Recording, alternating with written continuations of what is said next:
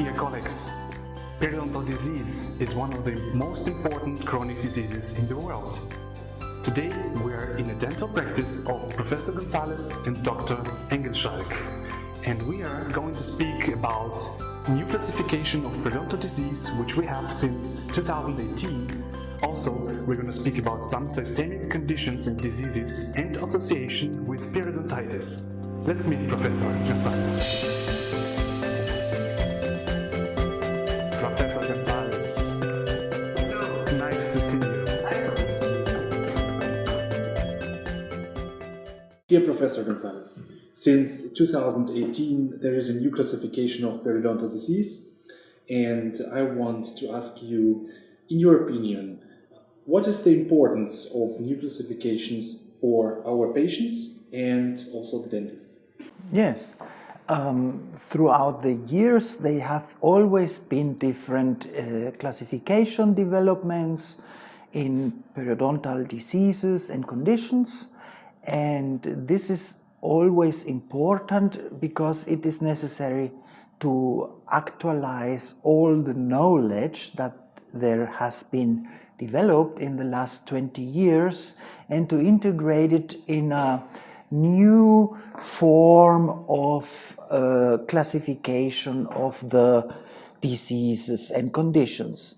And for example, one of the most important aspects now in this new classification is the way that we have now to diagnose and to look at the healthy situation, at the healthy tissues, at the healthy situation in cases of gingivitis and also of periodontitis, of gum diseases, because in the past this was not so clear.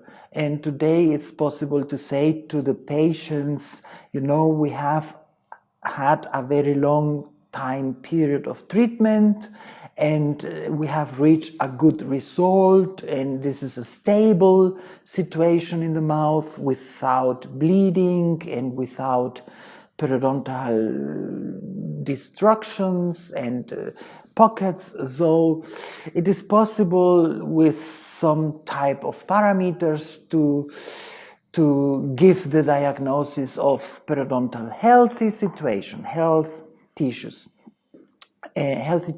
And yes, this is also important for the clinician and for the patient.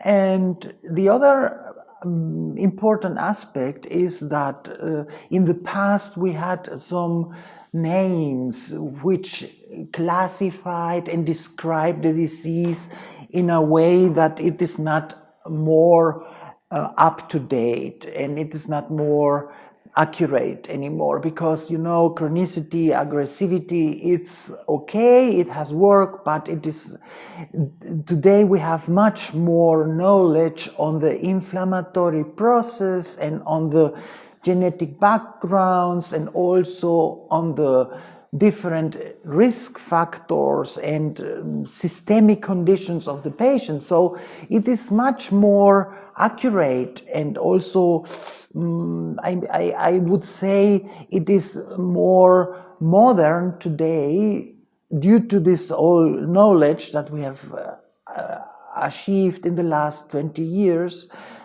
to classify in stages and grades, because you know, you can have a very a disease that it is severe and that this is affecting a lot of teeth in the mouth, and then you can say, okay, we have a stage 4, which a lot of bleeding and a lot of periodontal destruction, and also a severe case. So you can say we have a grade C, you know, and in the center we have stage 3 and stage 2, that it is not so big destruction and less bleeding and so on, and this is a moderate situation, so we have a grade B. But we can also have some lower cases with a lower progression and also with a more lower destruction, and then we have a situation that you can stage in 1 and you can grade in A. But that is all very fluid, you know, because it is changing. Yes, it is changing in the patients. So that is important for the patients, that is important for the students, and that is also important for the clinicians.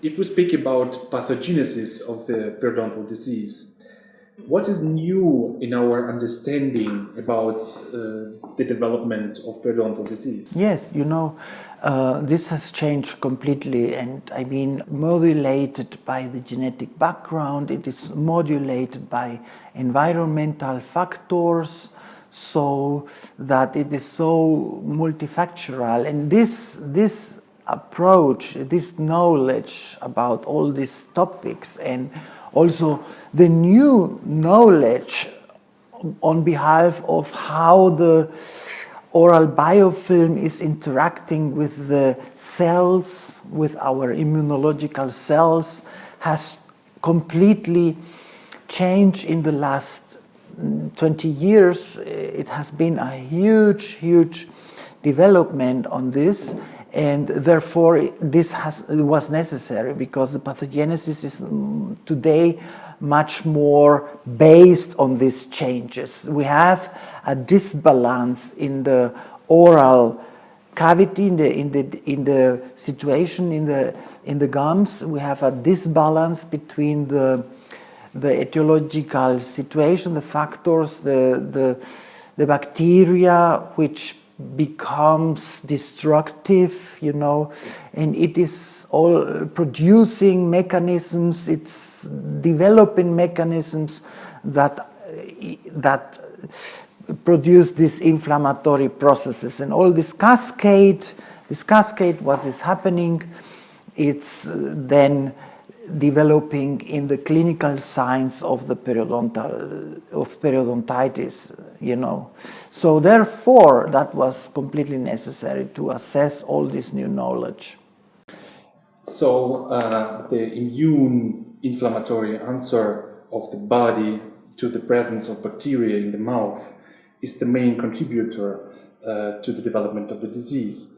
And what about the patients, your patients in your dental practice? If they ask you, dear professor, why do I have periodontitis? Why do others don't have it and I have it? What about susceptibility of individuals, and why do some people have these periodontal problems and others not? When the people comes and they ask why is this happening to me, why I have this disease, then I always answer, it is difficult to see it by your own at home, for example, because it does not cause pain, and sometimes you don't have any signs of the problem.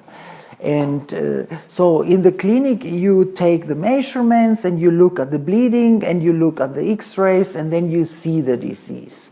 So you can explain this to the patient, and you can say to the patient, the problem is of course that they are not feeling pain, so the disease is already there and it is progressing, but the oral hygiene at home, it's not enough anymore to stop the disease. So it is necessary to perform a treatment. And yes, and then in the case of some susceptibility, of course, you know, you have to tell to the patient that there are some type of situations where genetics is also a part of the problem, you know, the heritage, because there are some younger people with severe cases and so on, and of course also our environmental factors, the nutrition, the also habits like smoking, but also some very important systemic diseases that are contributing to the problem. And what is the connection between the systemic diseases and all these conditions and periodontal disease? So we know that the patients, for example, with diabetes are more susceptible to the disease and to the disease progression. So do your patients in your practice with other systemic conditions, other systemic diseases are more susceptible to periodontitis? Yes, this is a very important question. And about systemic diseases and periodontitis, we know a lot today. And for example, diabetes and atherosclerosis and also cardiovascular diseases. We have here a very nice view. Look, this is the main place. Okay. Yes, you know, in this case that many patients have this different systemic diseases, and there is a known association between the oral inflammation in the case of, for example, periodontitis and, for example, metabolic syndromes and diabetes, in this case diabetes mellitus, because the factors, the inflammatory factors that are being constantly produced in the oral cavity, in the gums, because of the inflammation, they are producing some systemic problems, like they are contributing to a bad glycemic control of the patient, and also contributing to a systemic inflammation. And in the case of specifically of diabetes, there are also some problems that are being produced by the tissues and by the cells, and these are some glycemic acetylated factors that are also going through the blood into the body, into the systemic body, and are disturbing the glycemic control. So the way around, if you have diabetes, then you have also a bad control of your metabolism, and then in most of the cases it is also associated with some adipositas, with some fatty cells that are also producing inflammation, first systemically and then also in the oral cavity. So it is an association from both sides, you know, and more or less similar problems are with the patients that have some cardiovascular diseases, because, you know, the inflammation in the oral cavity, in the gums, in the periodontal tissues, with the production of these inflammatory factors, this increase the inflammation also peripherically in the systemic situation in the body, and then you have also a production of this inflammation in the atherosclerotic plaque, for example, in the arteria and also in the coronary vascular arteria in the heart. So that is also a problem for the patients. What about bad habits, smoking, stress? Yes, this is also important, because not only the systemic diseases are important, but also the environmental factors. If a patient is a heavy smoker, for example, and also nutritional problems, this has a clear impact on the progression of the oral diseases and also of periodontitis due to different factors. Also, stress is a problem, and so it is important for the clinician always to have a control of these factors and to perform a good diagnosis of this, together with the clinical situation, with the clinical parameters of periodontitis and also systemic parameters. It's completely necessary. What advice can you give to the patients who have also some systemic diseases or other conditions? Is it necessary for them to make a periodontal screening, a periodontal checkup?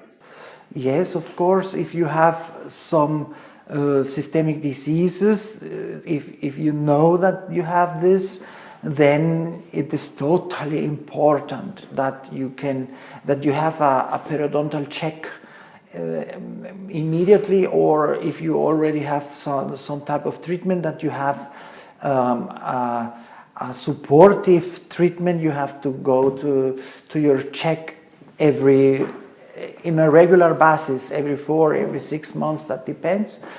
And this is important, and also for the clinician it's also interesting that nowadays you are allowed, you can just simply take a small blood sample, a chair side, and you can just simply test the glucose, the glucose levels, and just check if there is a problem with a metabolic disorder.